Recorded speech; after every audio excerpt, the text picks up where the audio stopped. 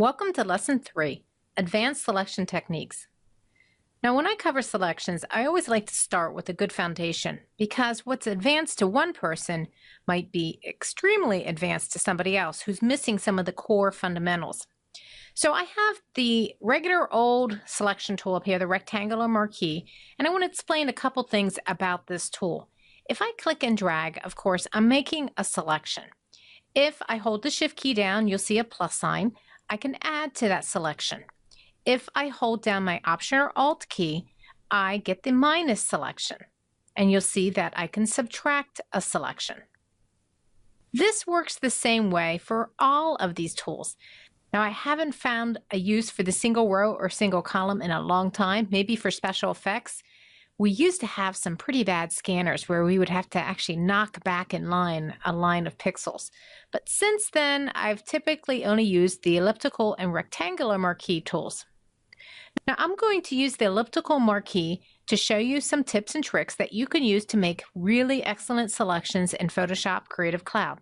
First of all, I need to deselect this. So you can press Ctrl or Command D, and then I'm going to click in the center of this clock face, hold down my Alt and my Shift or my Option and Shift key, and pull the selection from the center.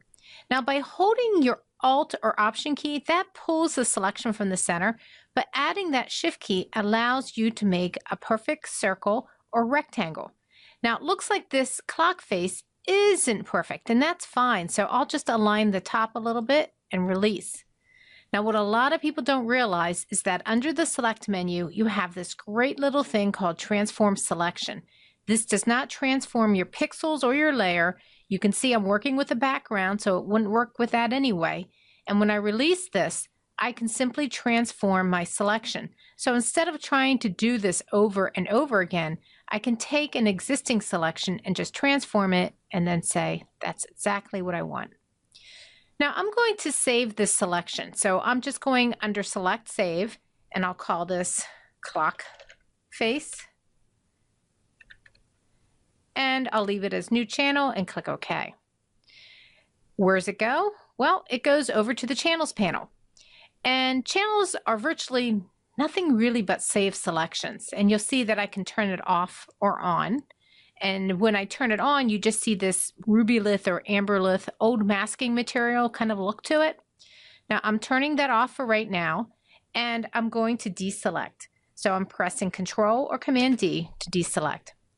If I want to load this as a selection again, I can either go up to Select and then select it this way from my list of selections, or I'm going to turn off that selection. I can hold down my Control or Command key and just click right on that channel. Now I'm going to deselect and make another selection of the outside area. So I'm going back, and with my elliptical marquee tool, I'm going to hold down my Alt and Shift or Option and Shift and pull out from the center.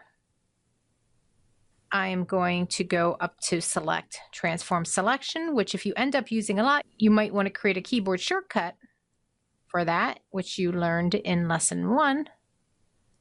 That looks good. And now I have these two selections. Now I'm going to save this one as well.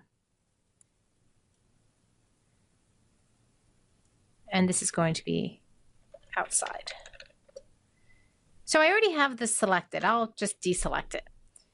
I'm going to hold down my Control or Command key and click on the outside. And you'll notice that if I cross over the clock face, I can also hold down my Command or Control and then add the Option key. And just like Option or Alt deselect it when you use the rectangular marquee tools, it will also subtract a selection from another, making it really easy for you to make difficult selections. Now, if I added the Shift key instead of the Alt or Option, I would have add that to the selection, which wouldn't do any good because that's actually the selection of the inside and it's already there. But I do want to go back, hold down my Control or Command and my Alt and Option key and subtract it. And now that gave me a really easy way to make that difficult selection of just the ring around the edge. And just to show you how it works, I'll go to Layers And I'll select that I want to do a curve adjustment layer, and I'll just do some really wacky adjustment to this to make it look like metal. So I'm just pulling this all over the place for a funky metallic look. Need another point in there. Good. And we'll even pull that down. Now what I did by having a selection active and then selecting that I wanted to do an adjustment layer, you'll see a mask was automatically created. And I can turn off or on that adjustment layer. I can even hold down my Alt or Option key and click on that mask to see what it looks like. And if I wanted to, I could paint right on it to edit even further.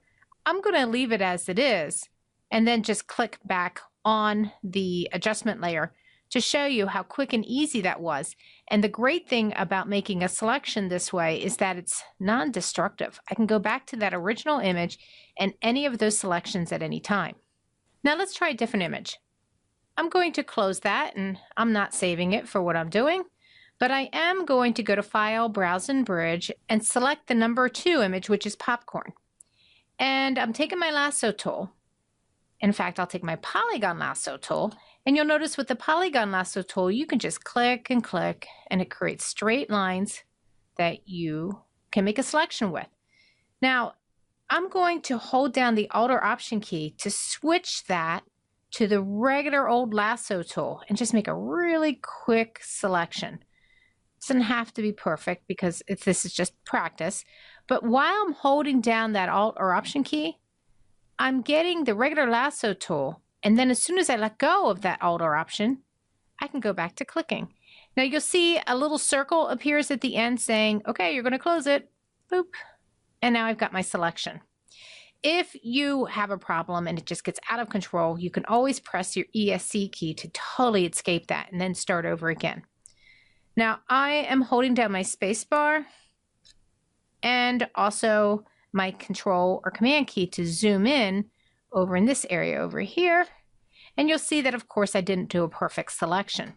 But if I go back with my lasso tool and I hold down my Alt or Option key, I can surround that area that I didn't want selected to deselect it. Now the key is that you have to create these closed areas. You can't just drag a line along the side. That's the same with adding as well.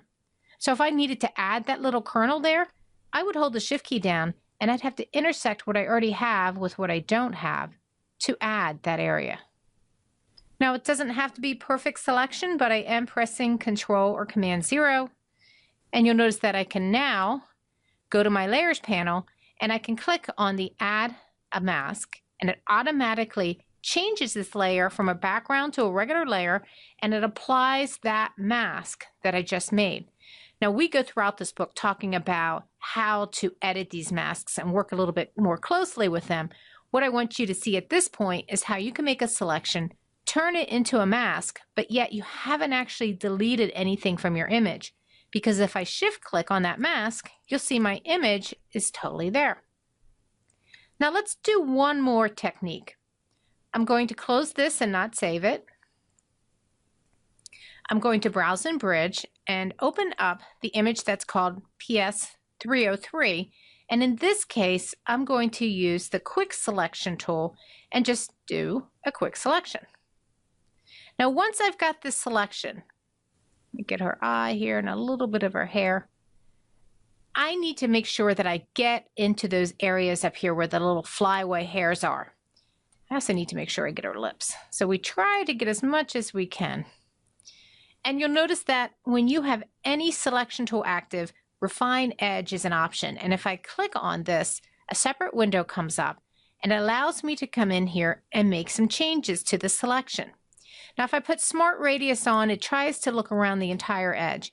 I don't necessarily want that on for this. That might work well for a fuzzy tennis ball or a dog, but she doesn't have all of her edges looking the same. I really want to focus on her hair. So what I can do is I can take this tool, the Refine Radius tool, and just paint the areas that I need to refine. And you'll see that it goes into those areas and it really builds a much better selection. Now it's kind of hard to see with the white background, but if I switch this to on black, you'll see that I no longer have those little white spaces in her hair. And I also have a choice down at the bottom to either output to a layer mask or new layer, new document, anything I want. I'll select a new layer mask and click OK. And you'll see that now I've got an incredible selection of her hair, and yet still I can turn off or on that selection at any time. That way, when I come down into where her lips are, and you can see I missed a little bit, let me zoom in there. Yeah, she's got some transparency in her lip there. And even in her eye, she's missing the top of her eye. Notice that mask, that wherever it's white, it's showing my content. Wherever it's black, it's not. And I can activate that mask by clicking on it. I can select a paintbrush, make sure that I've got white selected, and I'm going to just paint that content area back. If I go too far, boop, not a problem. I pressed X to switch to my black, and I can paint that back out. If I want to make my brush smaller, I can press the left bracket to make it a little bit smaller. So in this lesson, you discovered some advanced selection techniques that you can take advantage of.